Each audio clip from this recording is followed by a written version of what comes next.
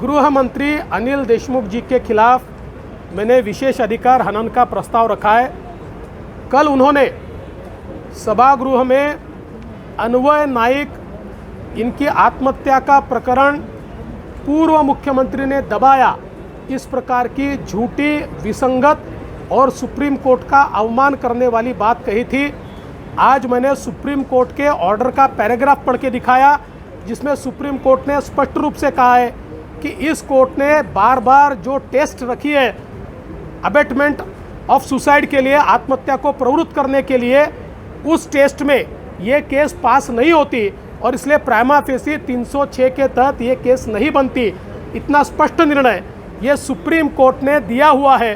बावजूद इसके उन्होंने ये बात कही और मैंने उनके ध्यान में लाकर दिया था कि सुप्रीम कोर्ट का निर्णय है, उसके बावजूद उन्होंने ये बात कहना, ये सुप्रीम कोर्ट का भी अवमान है और ये मेरे भी विशेष अधिकार का हनन है। मेरे ऊपर दबाव लाने की कोशिश उन्होंने की है।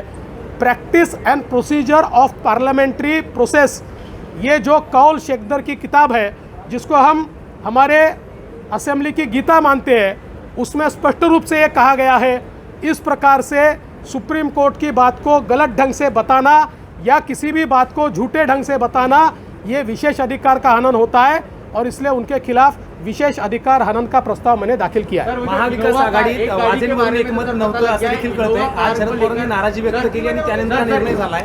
शिवसेना सोडलं तर काँग्रेस आणि राष्ट्रवादीचा कुठेतरी विरोध होता। याचं कारण आहे, आज मराठा आरक्षण के संदर्भ में सम्माननीय मंत्री अशोक चौहान जी ने पूरे तरीके से झूठी बातें सभागृह में रखी। जो चीज़ें अटॉर्नी जनरल साहब ने नहीं कही, वो चीज़ें भी उनके मुंह में डालने का प्रयास किया और इसलिए मैंने उनके खिलाफ विशेष अधिकार हनन का प्रस्ताव रखने की सूचना दी है और उस प्रकार से मैंने परमिशन भी मांगी है। आज जो उन्होंने कहा है, हमारे मंत्री जी को ये पता ही नहीं कि जो कानून हमने तैयार किया वो 102वें अमेंडमेंट के पहले तैयार किया है और उस तैयार कानून में केवल हमने अमेंडमेंट की है और इसलिए कानून रेट्रोस्पेक्टिवली 102 से बाधित नहीं होता। हमारे मंत्री जी को ये भी पता नहीं है कि यही मुद्दा हाईकोर्ट में आया था और हाईकोर्ट ने 2 पेज उसके ऊपर लिखे हैं और 102 से ये कानून बाधित नहीं होता, ऐसा हाईकोर्ट ने बहुत स्पष्ट शब्दों में कहा है। बावजूद उसके ये जिस प्रकार की बातें कही गई और उसके बाद सत्ता पक्ष ने विरोधी पक्ष को बोलने नहीं दिया, इससे सीधा सीधा ये ध्यान में आता है कि सत्ता पक्ष को हमारे ज़माने में जो रिजर्वेशन मराठा समाज को हमने दिया था, उस कानून को निरस्त करना है और उसका ठीकरा केंद्र सरकार के सिर पर फोड़ना है और इसीलिए इस प्रकार की गलत बातें बताई जा रही है। मैंने विशेष अधिकार हनन का प्रस्ताव सामने रखा है। और गृहमंत्री थोड़ा दम घेऊ द्या। पण आहे, वाझे हे शिवसेनेमध्ये त्यांनी प्रवेश केला होता, ते शिवसेनेचे प्रवक्ते होते। त्यांना ज्यावेळेस सस्पेंड करण्यात आलं, सस्पेंड केल्यानंतर अनेक वर्षापर्यंत ते शिवसेनेचे प्रवक्ते आहेत, ते शिवसेनेचे नेते होते आणि त्यांना हे सरकार आल्यानंतर माननीय उच्च न्यायालयाचा निर्णय डावलून जाणीवपूर्वक घेण्यात आलं की त्यांचा उपयोग हा वेगवेगळ्या कामात करता येईल। आता कुठल्या कुठल्या कामात करता येईल हे आताच्या घटनेवरून लक्षात आलं। सर मोहन एक गाड़ी को लेकर तो समाज में आगे गाड़ी दाखल केली, मरीन ड्राइव पुलिस स्टेशन मध्ये गुन्हा दाखल केला, जे ॲडमिनिस्ट्रेटर आहे त्यांच्यावर सुद्धा गुन्हा दाखल। असं आहे की जो काही गुन्हा या ठिकाणी दाखल झालेला आहे, त्या गुन्ह्याच्या संदर्भात माननीय न्यायालय उचित निर्णय करेल। परंतु माझा सवाल असा आहे की वाझेचा प्रश्न निर्माण झाल्यावरच गुन्हा का दाखल होतो? तोपर्यंत सरकार गुन्हा दाखल करत नाही। याचा अर्थ सरळ आहे की वाझेचा विषय आम्ही मांडू नये म्हणून हा गुन्हा त्यांनी दाखल केला, पण या गुन्ह्याचा आणि आमच्या मांडण्याचा संबंध नाही आहे। तो प्रश्न पूर्णपणे वेगळा आहे। ॲडमिनिस्ट्रेटर म्हणून जे केलेलं काम आहे त्या संदर्भात गुन्हा दाखल होत नाही। अशा प्रकारचे अनेक निर्णय आहेत, त्या संदर्भात कोर्ट निर्णय करेल। माननीय गृहमंत्री अनिल देशमुख साहेब यांच्या विरुद्ध हक्कभंग दाखल केला आहे। काल त्या ठिकाणी काय नाव त्याचं,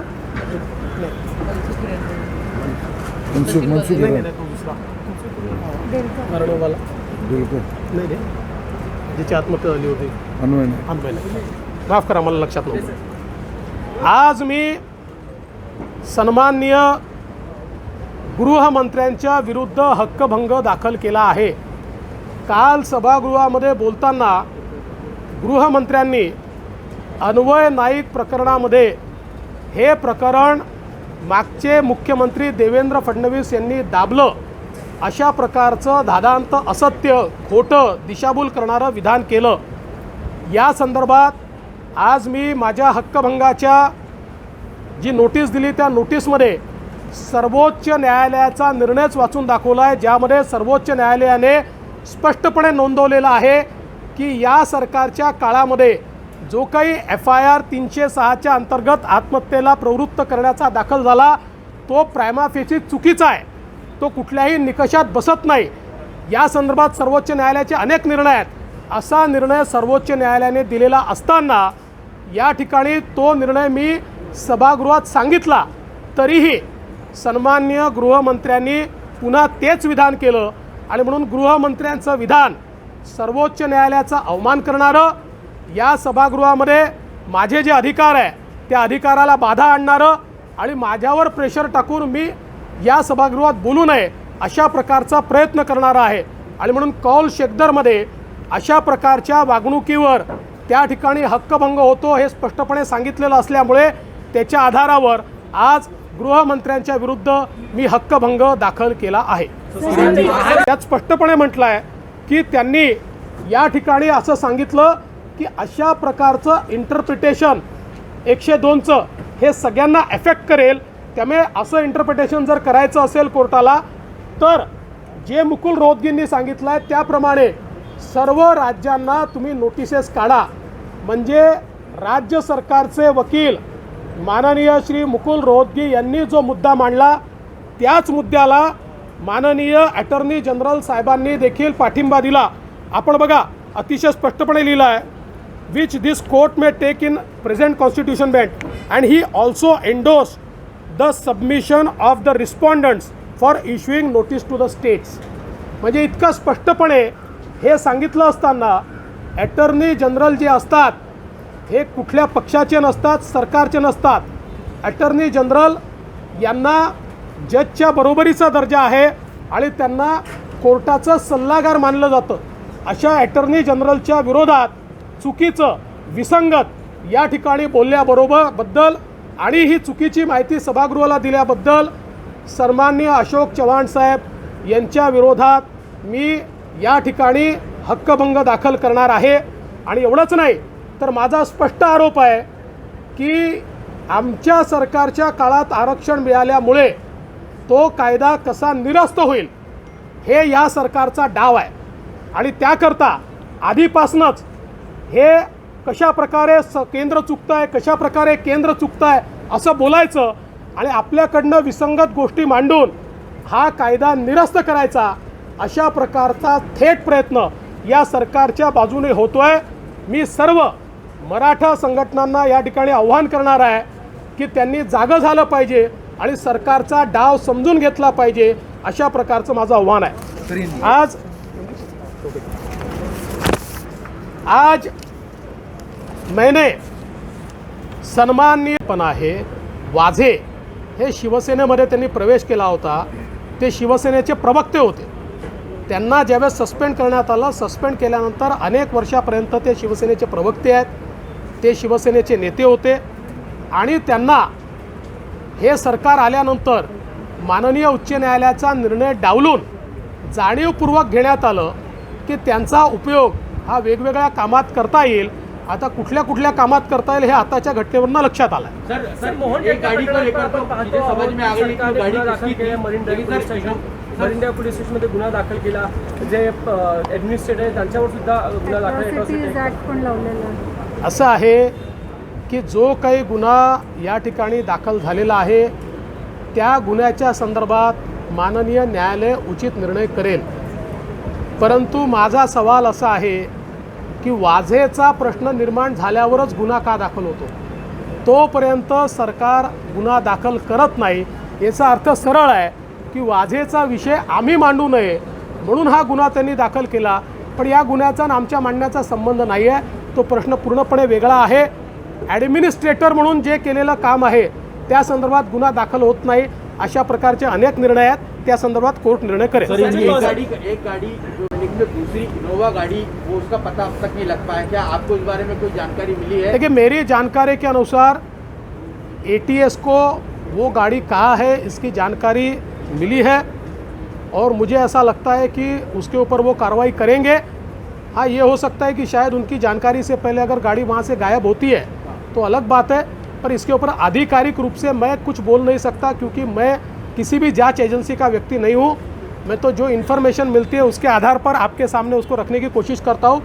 पर मेरी इन्फॉर्मेशन के अनुसार कल शाम तक ये गाड़ी मुंबई में ही थी. सर, लेकिन अभी तक मोबाइल फोन नहीं मिले हैं. कहा जा रहा है कि सिम कार्ड जो है उनके लोकेशन एक दूसरे से 20 मीटर की दूरी पे थे, लेकिन मोबाइल फोन रिकवर नहीं हुए. देखिए, अगर ये जिस प्रकार से हत्या नज़र आती है और जिस प्लानिंग के साथ हत्या की गई है, जिनको इन्वेस्टिगेशन समझता है, ऐसे ही लोग इतने प्लानिंग के साथ हत्या कर सकते हैं. और इसलिए ऐसे लोगों ने जानबूझकर, क्योंकि वो जानते थे कि टावर लोकेशन निकाला जाएगा, और इसलिए जानबूझकर ये भी हो सकता है कि अलग अलग टावर लोकेशन पे दो अलग अलग मोबाइल दिखाए हो, लेकिन ये मोबाइल या सिम कार्ड नहीं मिलेंगे.